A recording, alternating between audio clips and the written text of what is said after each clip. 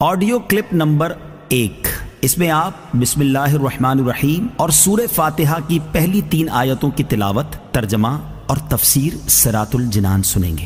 بسم اللہ الرحمن الرحیم۔ ترجمہ: اللہ کے نام سے شروع جو نہایت مہربان رحمت والا ہے۔ بسم اللہ، اللہ کے نام سے شروع۔ تفسیر صراط الجنان میں اس کی تفسیر کچھ اس طرح ہے۔ علامہ احمد ساوی رحمۃ اللہ تعالی علیہ فرماتے ہیں، قرآن مجید کی ابتدا بسم اللہ سے اس لیے کی گئی تاکہ اللہ تعالیٰ کے بندے اس کی پیروی کرتے ہوئے ہر اچھے کام کی ابتدا بسم اللہ سے کریں، اور حدیث پاک میں بھی اچھے اور اہم کام کی ابتدا بسم اللہ سے کرنے کی ترغیب دی گئی ہے۔ چنانچہ حضرت ابو ہریرہ رضی اللہ تعالی عنہ سے روایت ہے، حضور پر نور صلی اللہ تعالی علیہ وسلم نے ارشاد فرمایا، جس اہم کام کی ابتدا بسم اللہ الرحمن الرحیم سے نہ کی گئی تو وہ ادھورا رہ جاتا ہے۔ لہٰذا تمام مسلمانوں کو چاہیے کہ وہ ہر نیک اور جائز کام کی ابتدا بسم اللہ الرحمن الرحیم سے کریں، اس کی بہت برکت ہے۔ الرحمن الرحیم، جو بہت مہربان رحمت والا ہے۔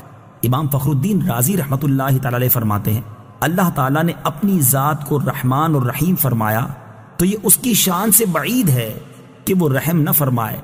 مروی ہے کہ ایک سائل نے بلند دروازے کے پاس کھڑے ہو کر کچھ مانگا تو اسے تھوڑا سا دے دیا گیا۔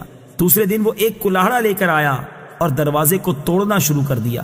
اس سے کہا گیا کہ تو ایسا کیوں کر رہا ہے؟ اس نے جواب دیا، تو دروازے کو اپنی عطا کے لائق کر یا اپنی عطا کو دروازے کے لائق بنا۔ اے ہمارے اللہ عز و جل، رحمت کے سمندروں کو تیری رحمت سے وہ نسبت ہے جو ایک چھوٹے سے ذرے کو تیرے عرش سے نسبت ہے، اور تو نے اپنی کتاب کی ابتدا میں اپنے بندوں پر اپنی رحمت کی صفت بیان کی، اس لیے ہمیں بھی اپنی رحمت اور فضل سے محروم نہ رکھنا۔ الحمد للہ رب العالمین۔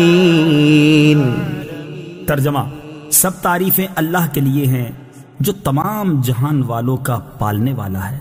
الحمدللہ، سب تعریفیں اللہ کے لیے ہیں۔ تفسیر صراط الجنان میں اس کی تفسیر کچھ اس طرح ہے، یعنی ہر طرح کی حمد اور تعریف کا مستحق اللہ تعالیٰ ہے، کیونکہ اللہ تعالیٰ کمال کی تمام صفات کا جامع ہے۔ حمد اور شکر کی تعریف۔ حمد کا معنی ہے کسی کی اختیاری خوبیوں کی بنا پر اس کی تعریف کرنا، اور شکر کی تعریف یہ ہے کہ کسی کے احسان کے مقابلے میں زبان، دل یا اعضاء سے اس کی تعظیم کرنا۔ اور ہم چونکہ اللہ عز و جل کی حمد عام طور پر اس کے احسانات کے پیش نظر کرتے ہیں، اس لیے ہماری یہ حمد شکر بھی ہوتی ہے۔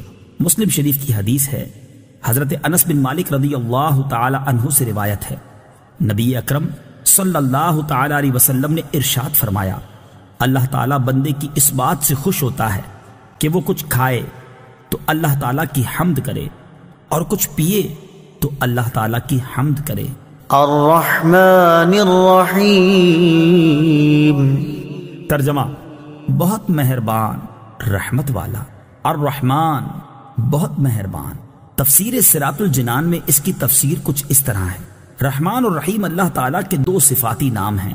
رحمان کا معنی ہے نعمتیں عطا کرنے والی وہ ذات جو بہت زیادہ رحمت فرمائے، اور رحیم کا معنی ہے بہت رحمت فرمانے والا۔ یاد رہے کہ حقیقی طور پر نعمت عطا فرمانے والی ذات اللہ تعالیٰ کی ہے، کہ وہی تنہا ذات ہے جو اپنی رحمت کا بدلہ طلب نہیں فرماتی۔ ہر چھوٹی بڑی، ظاہری، باطنی، جسمانی، روحانی، دنیاوی اور اخروی نعمت اللہ تعالیٰ ہی عطا فرماتا ہے، اور دنیا میں جس شخص تک جو نعمت پہنچتی ہے وہ اللہ تعالیٰ کی رحمت ہی سے ہے، کیونکہ کسی کے دل میں رحم کا جذبہ پیدا کرنا، رحم کرنے پر قدرت دینا، نعمت کو وجود میں لانا، دوسرے کا اس نعمت سے فائدہ اٹھانا اور فائدہ اٹھانے کے لیے اعضاء کی سلامتی عطا کرنا، یہ سب اللہ تعالیٰ کی طرف سے ہی ہے۔